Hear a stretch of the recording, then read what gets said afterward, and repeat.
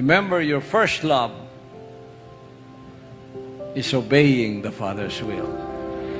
So the greatest tragedy in a convert's life is losing his first love of doing the Father's will. Remember, that is your first love. Don't say, oh, he is my first love. Pointing to someone. That is physical. Your first love, when you obeyed and you decided to obey, your first love is doing the Father's will. Praise the Father. So, I don't want to hear through the Father's Spirit, I don't want to hear that, oh, he's my first love. Oh. And then vice versa. No, that's physical. That's physical. You are going back to the old covenant. Everything right now, including first love, is spiritual.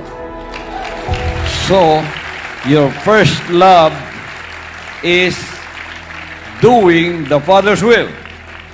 There is no greater tragedy than being dead in the spirit. When a person loses his first love, he becomes a backslider. Although you are here attending, if you lose that first love, you are a backslider in the sight of the Father. 2 Corinthians 13:5. Examine yourselves, whether you be in the faith. Prove your own selves.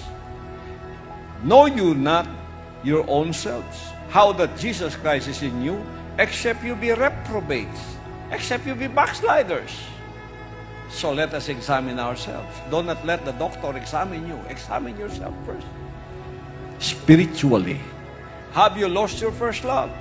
Revelation chapter 2 verse 4 says, nevertheless, I have somewhat against thee, because thou hast left thy first love. It's all spiritual, brothers and sisters. Some of you have left your first love. You have transferred to another kind of love. So, your love of doing the Father's will is just relegated to the second place.